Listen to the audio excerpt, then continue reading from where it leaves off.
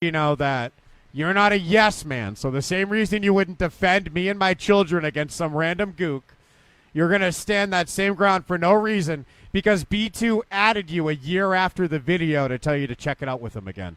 Interesting take, and it's 3 hours of my life that I put into that video, but that's not important to you. What about 5 hours of my life, Gino? Monty and Pharaoh attacked us. Remember this saga? This might be cheating.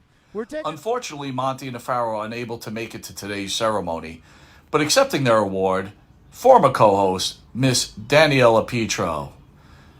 First, I would like to say thank you to TWFS for promoting me because I love to be promoted.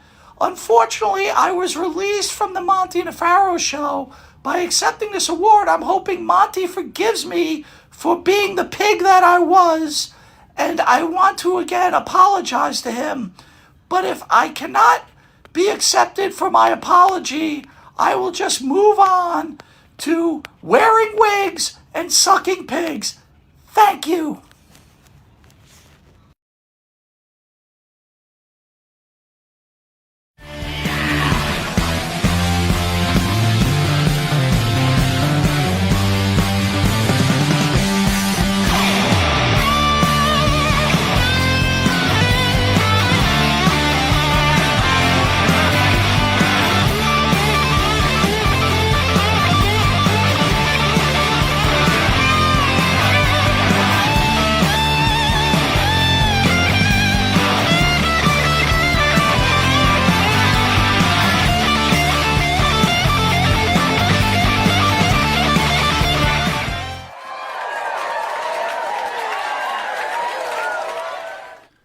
All right, welcome back to Long Island's number one pro wrestling broadcast, Monty and Afaro, only seen here out of Indie Music TV. And day one of the new year, Abe, welcome to 2024, my friend.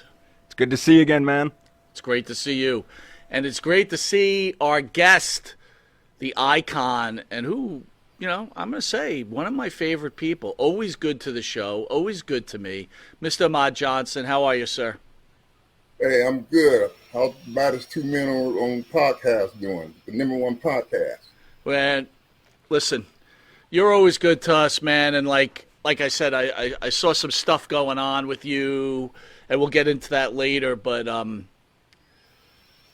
you're such a good guy, and you always, like, even since the first time, what did I meet you, 2 years ago? We had first made contact, and you have always been such a respectful, dependable person. And I, you know, not to sound weird, but it bothers me when I see things like on the internet that I saw recently.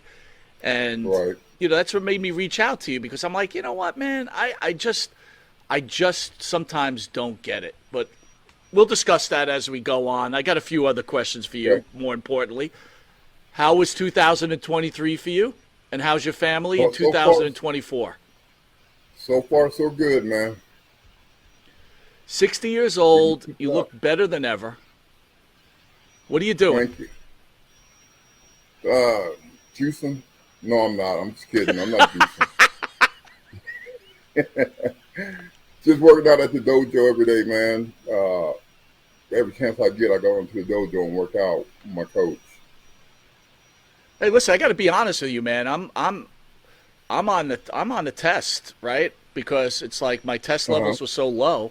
I'm on it, and it's like a miracle for men. I feel like, in my mind, at least 19 years old. You know what I mean? I feel I got more energy. I know you. You get on the test because I feel sluggish most of the time, man. Really? Yeah, but it's been better since I started losing all that weight. It's been a lot better, man. A lot better. Now, are you still working full time? Are you kind of like half and halving it? Or are you fully retired at this point? Well, no, I'm working how? Like work? Are you working? Yeah, I still work with the oil company, man. How many more years you got left?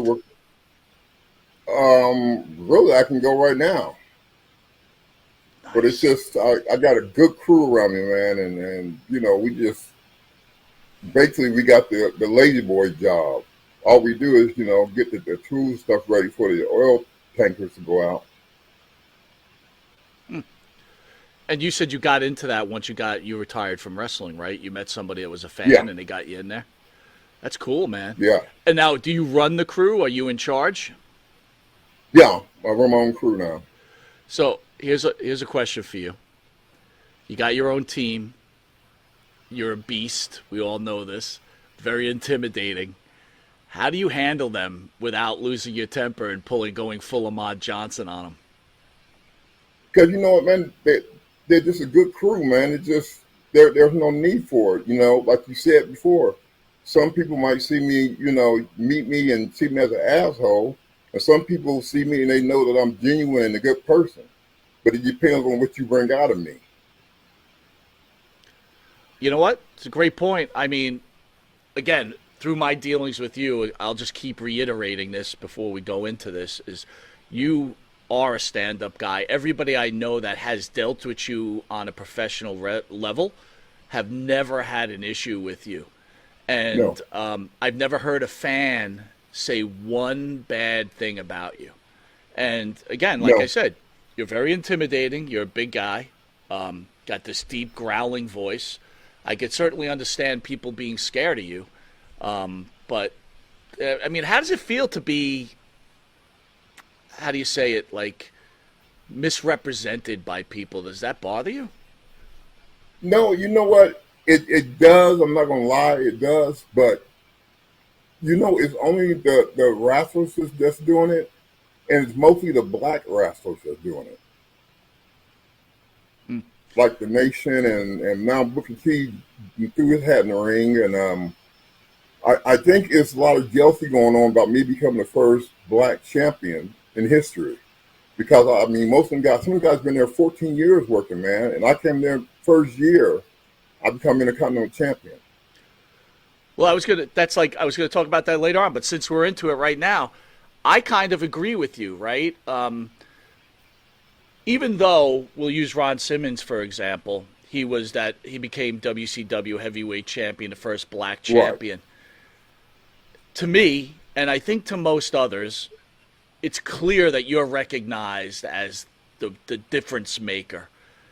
And why do you think that a black American, is it just jealousy? Like I don't understand it. Why aren't they propping this up? This the time you won that belt was huge.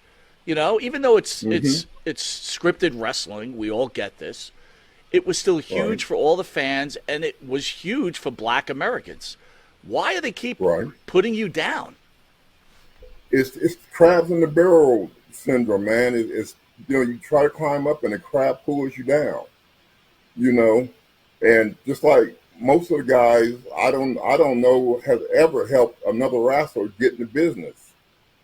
And with the Nation, for instance, Farouk told me he was jealous, so that was cool. We got a cool on that one. But the rest of them, they didn't start that talking until I left. When I left, everybody started talking, started spreading rumors. I got beat up by D-Lo. I got this. Ahmed Johnson's a mean asshole, and so on and so forth. But nobody said that when I was there. So when you go to these signings, I'm sure you see some of the guys. Does anyone Yes, come over and approach you and say anything? I wish the. Oh, I'm gonna say something bad, man. I wish they would. No, nobody's approached me and said anything to me. Not even a Nothing. positive thing. No one comes over to say, "Hey, man, sorry about that." Nothing. Nothing. Wow. Only person I've talked to the Nation is Karma. I talked to Karma Mustafa, and you know there was no bad blood, no nothing. Just me and Karma talking. So let's go back to the Booker T thing, and this is what prompted me to call you, right? Because I saw you on a show, and I guess that's where it started. I don't know if Booker T started it, or maybe you had said something that triggered Booker T. But I saw your last show that you were just on. I think it was on Hannibal's network. And and I'm not being disrespectful here. What bothered me about it, I felt that it should have been more about you and not so much about Booker T, right? Because I felt like they were trying to get Booker T to somehow hook up with you on the same show, and I think we're missing the point here, in my opinion. You were good friends with his brother, correct?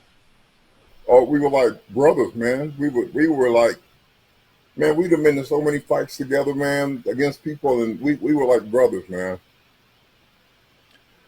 So what prompts Booker T to be angry with you? Well, first of all, when he got out of prison, he didn't seem like he liked me from that point on. Once his brother told him who I was, and I guess told him, how we had each other's back no matter what. And I guess there's a little jealousy there to begin with. Did you feel the jealousy when you were training together?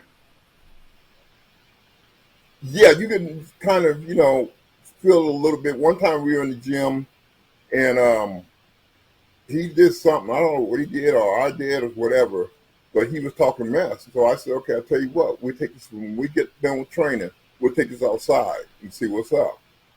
But nothing ever became of it. So let's fast forward. What triggered this internet problem between you two? What initiated the issue? Brother, I'm trying to figure out myself. Except one time I told, said on a podcast that I sandbagged Booker T, whatever, but I was saying it in a way where I said I was out of shape.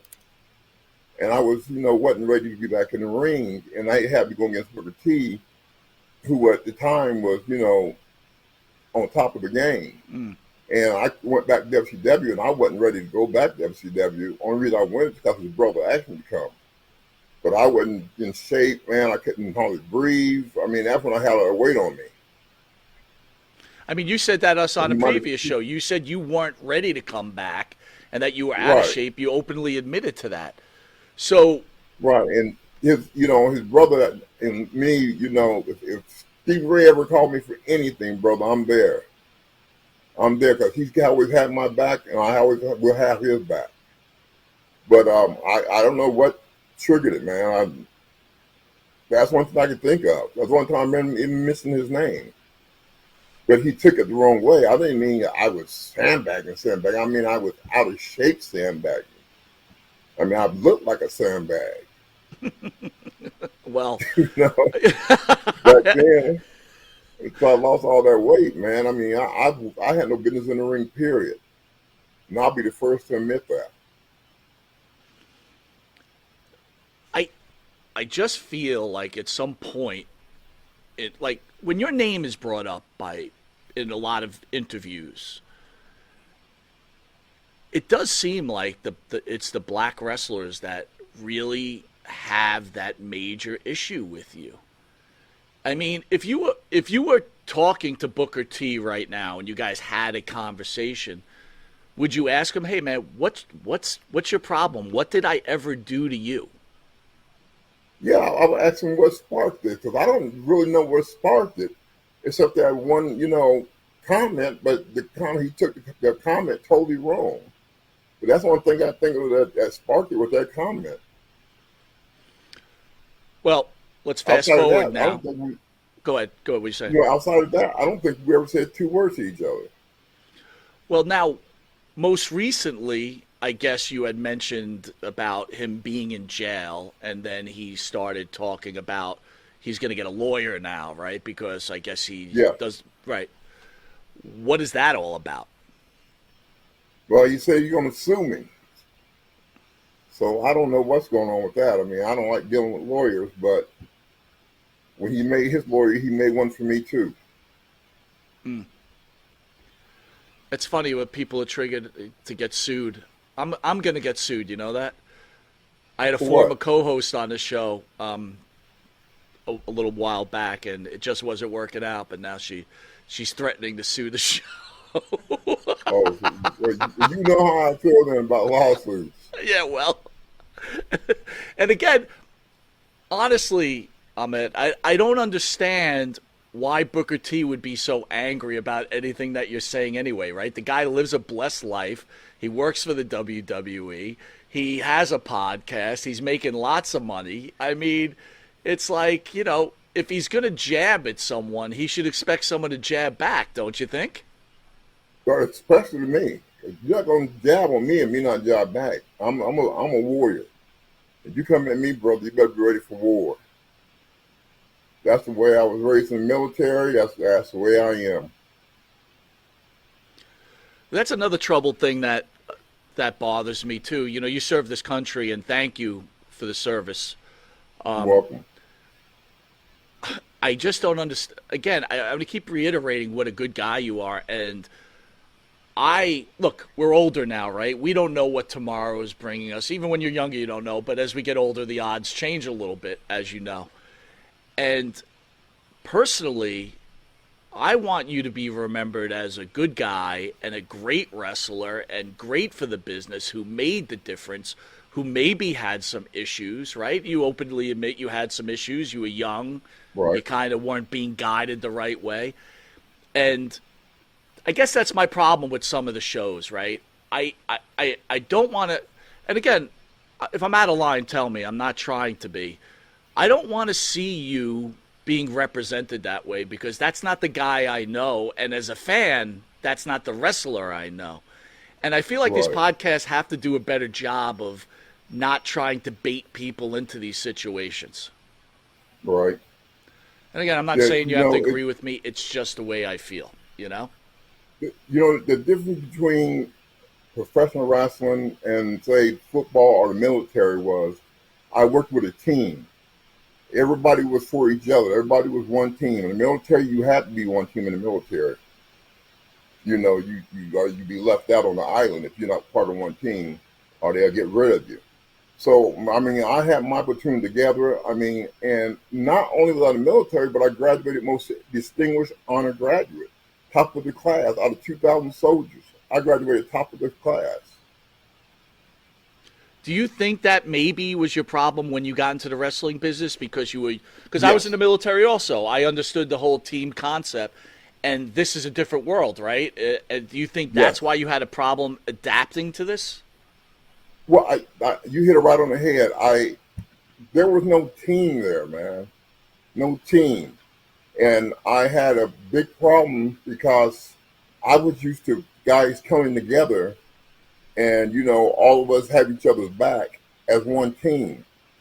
And in professional wrestling, every individual is trying to shoot you down for himself. Do you think that the wrestlers who you've had problems with would benefit from speaking to you one-on-one and maybe understanding where you were coming from at that time? Yeah, that's a good question. Yeah, I think they would have if they came and talked to me. But, the thing about it is I didn't have any beef with anybody while I was there, except for Ron Simmons when he kicked me in my kidney. That was the only beef that I had the whole time I was there. But once I leave, I'm hearing about all these other people that say they had a problem with me, or I was this, I was that. Brother, I was what Vince made me. So when you leave the wrestling business, are you proud of what you accomplished at that point? When I leave? When you left, right? Were you proud of the accomplishments when you left? Were you like, hey, I did a pretty good job here? I was very happy with the job I did, but I did want to fight for that world belt. And, that's the only thing that slipped through my fingers, you know what I'm saying? So how do you feel personally? Because I'm thinking, and I'm just thinking as a fan, that all the negativity that was surrounding you back then and the way that the other wrestlers were probably talking about you behind your back, I'm assuming, you may not have had a problem. How does that make you feel personally that they cost you an opportunity to represent the company as the world champion? Well, brother, like I said, it's life. I mean, you got crabs in the barrel, like I said, and none of the crabs wanted me to be on top. They always trying to pull me down, but they couldn't because the fans didn't allow them to. Because when I come out, I get a pop no matter what. And with that intensity and that, well, what else can I say? Intensity and just that maniac, Ahmed Johnson. I think some of them took that as being for real. Because when I walked to the ring, I could see it in their eyes that some of them were scared. Which I guess could make a little sense, right? I mean, you're a big guy, you're intimidating, you're green, openly admitted you're a bit green. Let me ask you that: where did you officially train as a wrestler? With Ivan Pusky, he had a school here in Houston, so I trained with him, Ivan Pusky. How was Ivan as a trainer? Do you feel that you got the necessary training? I mean, obviously you got to the WWF and you became this huge star, but knowing what you know about wrestling now, did Putsky's school do a good job? He basically taught us to shoot, man, and he wanted everything to be intense and everything to be hard. And I kept that lesson as I went on. Other people didn't; they did it their way, but I kept it the Pusky way.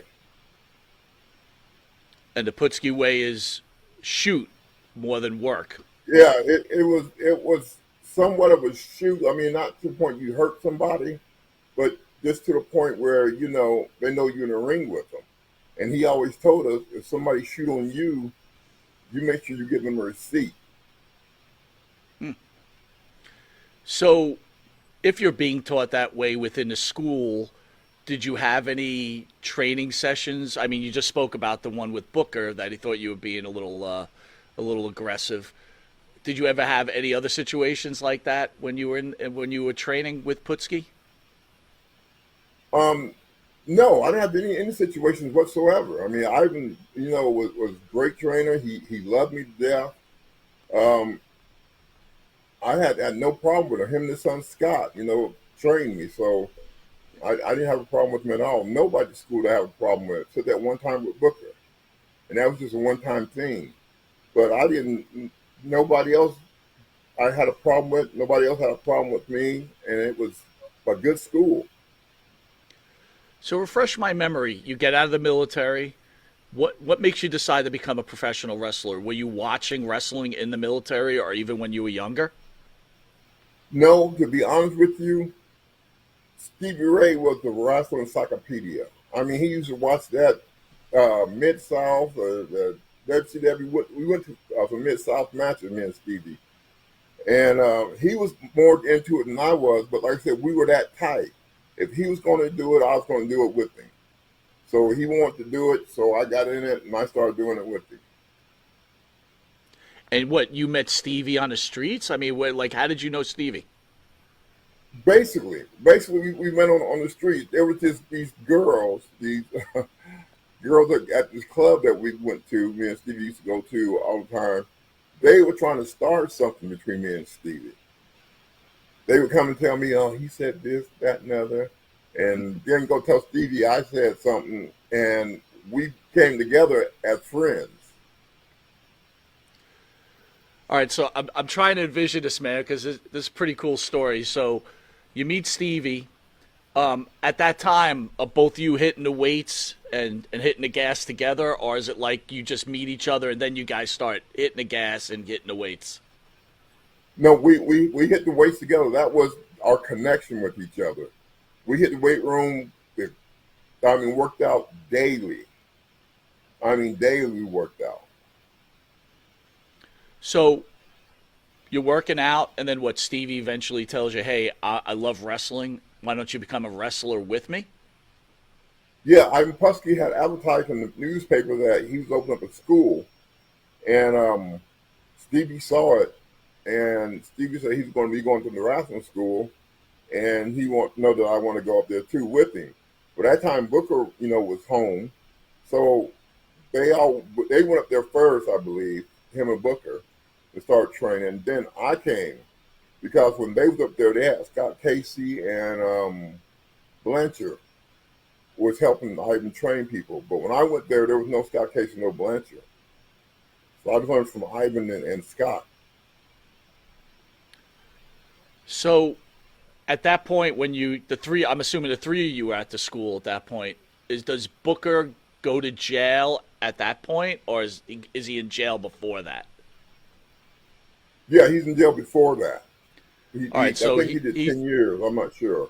So he's in jail, and that's where you meet Stevie, and then you guys make that connection, Yeah, and then yeah. Booker comes home, yada, yada, yada. Right. Steve, I think Booker was in there for 10 years, I believe. I'm not sure. Don't quote me on that, but I'm not sure. That's what I heard.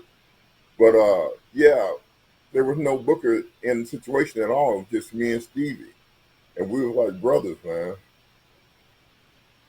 How's your relationship with Stevie now? I haven't talked to him in a while. I need to call him and see what he feels about all this bullcrap going on. So let me ask you this: you're in the WWE, Stevie and Booker in WCW, and they're Harlem Heat, great tag team. Are you guys all communicating together at that point still, and you patting each other on the back, or is there no communication? There was no communication until I left WWF, and he called me, wanted me to come to WCW with him and tag with him and Vince Russo. They wanted me to come up to WCW, and I couldn't tell Stevie no, man. I mean, we done been through too much together, man. Too many wars together. And at that point, was Booker okay with you coming to WCW?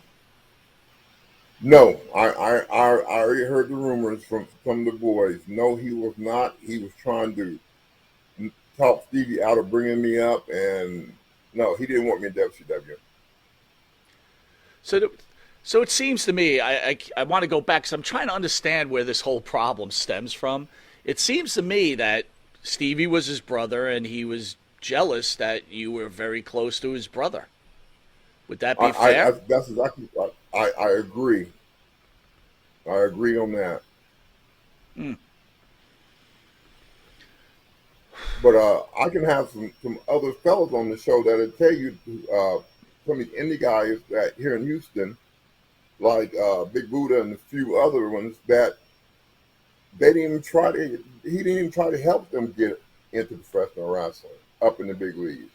I brought a lot of them up to WWF to do little jobs and stuff like that. And like I told them, if you're good enough, Vince is going to keep you. If you're not, you're going to just be a jobber and be out there. But I brought them up, and they got a look.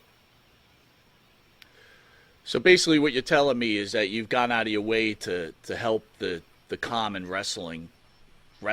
Yeah, I helped from the guys in the indies. And unlike Booker, I didn't pull them down. I lifted them up. And that's because, like I said, I'm used to this team concept where I got a team. So, again, I'm not trying to have negativity there, but I'm getting the feeling that you have a feeling that Booker's not really the best type of person. No, especially after he talked that trash on the iPod, his iPod, whatever it is. Right. But no, I'm not giving him a stamp of approval at all. If you had the opportunity to speak to him on someone's show or maybe his show, what would you say to him? Well, there's only one thing I would say to him. I mean, I'll tell him, first of all, I know you never liked me from day one, but what made you go on your show and start talking that trash? I just don't know why. I mean, he at least could have told the people why he was talking trash about me. Does that hurt you, like on the human level, when you hear this type of stuff or someone stabs you in the back like that? Does that hurt? You know what? It doesn't hurt me as an individual But I don't want my kids listening to this, but they're so mature now. Like my son Zachary and Marvin both work in law enforcement. And my other son works for the post office. My daughter has businesses, several businesses. And, I don't want them listening to all that junk. Do they hear this stuff though? I mean, I'm assuming they do, right? Because you're a pretty famous Yeah, dad. And what do they say to yeah, you? they hear it. And what do they say to you? Huh? What do they say to you? They just basically hate the people that are talking trash. And my son asked me why was it most of the black people that was talking trash. And I told him, like I'm telling you, it was just jealousy, man. It's just jealousy. If you had the opportunity to talk to these people one on one and you were able to make your point, do you think there would become a point where you guys, or at least you, could forgive them for the things they've said about you? Oh yeah, the Bible tells you, you have to forgive and forget. Yeah, I would forgive them, but I mean, we would have to have a talk first. But yeah, I could forgive them. Again, my point is, I want you to come out. I don't want your legacy to be marred by this nonsense. And I'm a nobody. I get it, but it's like when I look at you and I know the person you are, I don't want your legacy to be placed that way. I just think people need to get out of their own way. Let me ask you a question. When you became a wrestler, did you learn wrestling history? Yeah, I went back and watched some old tapes that Stevie had, and started watching Mid South. The Mid South was really big then, and it was here in Houston with old Paul Bosch. And I started studying a little bit, what the wrestlers did and what they did. Then I started, I went and talked to Ernie Ladd, and Ernie Ladd was telling me some stories, man, that almost made me not even want to go to the professional wrestling. Can you share one? Yeah, well, just like Kamala, for instance. Kamala had a match, and he got like $5,000, and the person he wrestled with got $100,000. And they treated Kamala like that the whole time, like he was trash, and he wasn't doing that. Was the nicest man that you ever going to meet, and they took advantage of that and treated him real bad, man. I know from speaking to people, Ernie Ladd was big on the black wrestler, making sure they Yes. protect themselves and represent themselves properly. Did Ernie Ladd ever give you any advice? Basically, he just told me, to keep my nose clean if I was involved in anything, get it out my life. And he told me, being a black guy going into professional wrestling at that time, it was like a white sport, because when I went up there, I think I was the only black guy there at WWF. And Ernie Ladd told me, handle it with grace. Don't let anybody push you around. And if they do, show them what you're worth. What kind of advice now did Putski give you? Obviously, you trained with him. From what I understand, when Vince Jr. took over the WWF, Putski said, "I'm out of here." I don't know if that's true. That's what I've heard. Did Putski give you any advice? I was not. He didn't really give us advice. He just showed us what to do in the ring and what not to do. And he told us, watch out for the marks, and stuff like that. He didn't really give us too much advice as to how the business is going to be once we got into business. Now, how do you end up getting the call to the WWE? You're training, you work in the independents. Who makes the call and finds you this piece of gold, bringing it to the WWE during the Attitude Era? Well, I was wrestling at the Sportatorium, and I had a match against the Freebirds. And this drunk guy came out in the middle. When I'm walking to the ring, he comes out the audience and punches me in the back, some drunk biker. And I turned around in front of Michael Hayes and everybody and just hit him so hard his hat went one way and he went the other way. That's how hard the punch was. And I've never been into a scuffle where I didn't knock the person out. And anyway, Michael Hayes, I got in the ring. Michael Hayes was laughing so hard, he's trying not to laugh, but he's laughing about me hitting this guy. And then we had our match. And when we got done, Michael Hayes said, "Hey, man, I'm going to get you in the WWF. He said, I'm going to get you up there." And, of course, I hear it all the time. So I'm like, okay, yeah, whatever, But that's what you can do. You can do. If you can't, you can't. But he kept his word, man. And he did what he said he was going to do. Now, I'm trying to understand that. You're working in a sportatorium, so what organization is that at the time, and what is Hayes doing there? Sportatorium, what was it called? Was it called Global then? So he was, working a spot show because he was in the WWE at that point also? I think he was. I think he was. He was just doing a little spot show. And it was me and him. And the whole Freebirds was there. And, we had our little tussle back and forth. And he liked the way I worked. And then once I got to the WWF, I had my tryouts with Mike Rotonda. And he was very, very thrilled about the way I worked. For a big man, because I could dive over the ropes. I could do everything a little man could do. Yeah, boy, you could wrestle. So it's great that you brought this up so everybody knows about the legendary Sportatorium. In December, early December, The Claw came out, and it's doing pretty good about the Von Erichs. Did you know anything about the Von Erichs while you were wrestling? Did you hear any stories? Did you get to meet any of the did you get to meet Kevin? Yeah, I met David at a match one time. Did you really? I think his name was David. Yeah, I met him at a match one time, and they seemed like good, cool people, man. Real good people. The only bad spot I had, to tell you something funny, was what's his name? Was it Greg Valentine's dad? His name was Johnny Valentine, wasn't it? That's correct. Yes. This old man he had one leg at the time. And I got down with my match. And I came to the back locker room, and he had watched my match for me. And he told me, "Come here, son, come here." He says, "Sit down here between my legs." I'm like, "What?" He said, "Sit down between my legs." So I sat down there, and he took his hand. He said, "When you punch somebody in the chest with your open hand, you do it like this." He hit me so hard, I swear to God, my heart stopped for a minute. He had the biggest, roughest hand, and he hit me so hard, my heart just stopped for a quick second. Wow. Again, tough guy. Is there any wrestler that Ahmed Johnson was scared of in real life? Scared of? Yeah. No. Not one.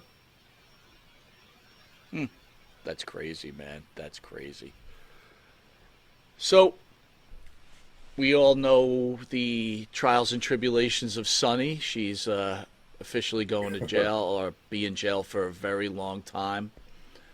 I know you've had some pointed comments about her in the past. Have you given any thought to her since? I mean, I'm sure you heard the news. What were your thoughts? I don't think they gave her enough time. Why is to kill that? somebody. I mean, that was somebody's father you killed. And I don't think they gave her enough time. I mean, But she she really had won't have so much many- left of her, right? Huh? When she gets out, she'll be like 68 or 70 or something like that, right? Yeah. Yeah, I mean, you've been pulled over and arrested several times for the same thing, driving and drinking. Jesus Christ, I didn't know she was like that. No, it's But yeah, I mean, but it just I think they didn't give enough time to me. I'd be very upset if I was my relative and they gave her only 17 years. What are you thinking about today's wrestling? Do you still watch wrestling? I know you're a busy man. I peek at it every now and then. What I don't like about today's wrestling is they don't bring in jobbers no more, man. And these independent guys, you know, they need to bring in jobbers because that's where they found most of the talent at. And the independent guys aren't getting to, you know, show their stuff anymore because they don't bring in jobbers. Every match seems like it could be a main event match. Why do you think that is? I don't know. Somebody took over and had the bright idea not to bring in jobbers or whatever. But the jobbers is what got us over. You know what I'm saying? If it wasn't for the jobbers, I wouldn't have got over like I did. And a lot of other people wouldn't have got over like they did. So when you used to have those squash matches, did you go to the locker room and thank those guys for the effort they put forward during your match? Oh, I thanked them before and after. And I told them, you know, I would take care of them. I never hurt one jobber. Never hurt one jobber. Now, Vader, that's a different story. Vader used to eat them jobbers up, man. I mean, I seen Vader beat the crap out of jobbers. And I never understood why he did that. Did you ever ask? No, I never been asking why he, you know, squat the jobbers. I mean, Vader was pretty tight. So let's bring it back. You know, we know we've had problems with D'Lo. You've had problems with now Booker. If you could turn back time, is there something you think you could have done different to change the opinions of some of your coworkers at that point? Well, I really don't want to change their opinions. I don't care what they think about me. But what I would have done if I could go back in time, change time, I would ask Vince to let me go into the school first before I did my debut. Let me go into school and learn a few more things, you know, so I wouldn't be so green when I got out there. But like Al Snow helped train me a little bit. Al Snow showed me some moves in one day, man, a bunch of moves that I hadn't learned in a year. And Al Snow would have been a good trainer, man. Mm. All right. Well, last question for you, my friend. I'm going to let you go. If you could change anything, well, let me change that, Ahmad. What is the most important thing that you did in your professional wrestling life that you could hold to yourself close, that you thought was so important? My fans knew I loved them and talked to them. Even now, when they hit me up on Facebook, I hit them back up and we talk, and you know, like we're family. I talk to my fans. I'm not one of the guys that, you know, think I'm so high and mighty till you can hit me on Facebook and I don't hit you back. I talk to my fans on Facebook and everything else. Like a lot of them are upset about these situations, but I love my fans, man. I really do. And how about your personal life? What are you most happy about your personal life? What I'm most happy about? Yeah. Becoming the first Black Intercontinental Champion.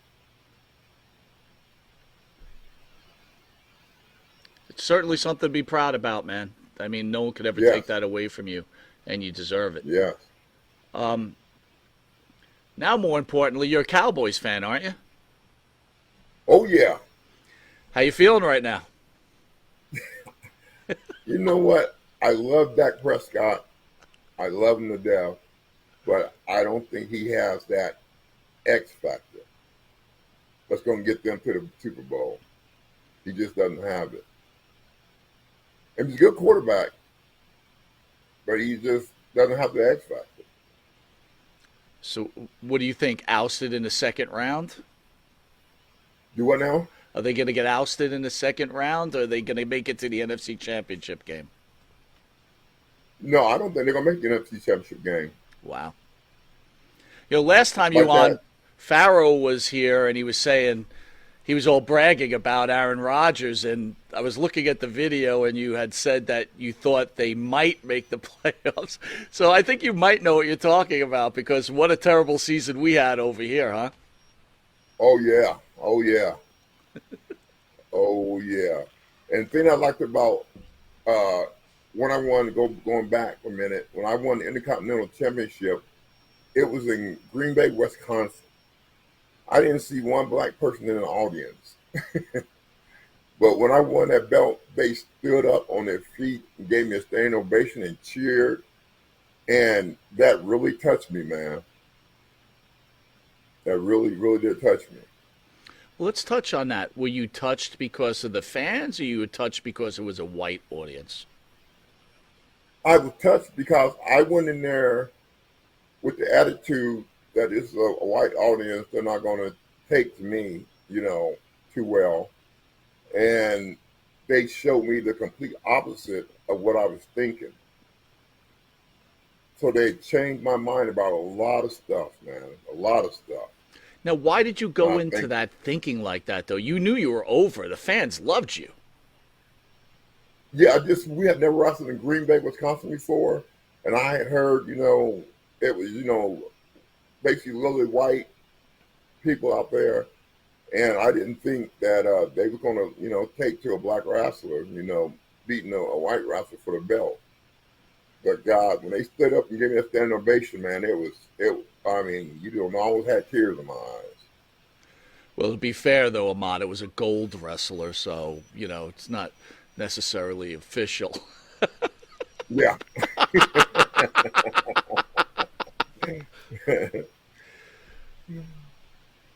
I just want to thank you again for coming on under such short notice. I think you know what you mean to me, and you know what you mean to this show, Yes, sir. and what a good man you are. And Thank you. I think the fans understand what a good man you are, and I'm hoping that some of the stuff settles down. But let me make it clear: I am in Tony Norris's corner and Ahmed Johnson's corner, regardless. Doesn't matter. Thank you. Where's your partner at? So, interesting question. Partner moved to Florida. Oh, did he? Did he? Yep. I'm not allowed to tell a story anymore. He called me. I can't tell a story anymore. But anyway, he met somebody off the show, and he moved to Florida. And we're trying to get him on the internet. He's trying to get him back on. He's trying to still get settled down there. He's been down there for about 6 months. I know he's a huge fan of yours, and he loves you, and he asked me to say hello to you and that he misses you. So Pharaoh misses you immensely. Tell him hello back. You got it, brother. Mr. Ahmed Johnson, I want to thank you again for joining Monty and the Pharaoh. Thank you for taking the time. And like I said, we're in your corner. God bless, sir. Thank you, brother. Always a pleasure doing business with you, man, because, you ask questions that others don't ask. Well, we try. We try. Thank and, you. Thank you for being you, man. Well, thank you for being you. Thanks again, sir. Yes, I'll sir. talk to you soon. Okay. All right. Ladies and gentlemen, Ahmed Johnson. I friggin' love Tony Norris, Ahmed Johnson as a person. And again, I don't think he deserves the heat that he gets all the time. I don't know if anyone disagrees or agrees with me, but it's a point. I think there's a point in his life and everybody's life they got to stop trashing each other, because I don't think he's getting his just due. It would be nice to see him recognized more by the WWE, and it would be nice that he could actually go to arenas and, get some of the flowers I think he deserves. This is my opinion, and I'm pretty steadfast by it. Hope you guys enjoyed the show. The 30's on next, and then right after that at 9 o'clock in the main show, we've got the great Chick Donovan. So I think the champion of the 30 is Dan from Dan and Benny in the Ring. So we'll see you guys soon. Love you all. See you at 9.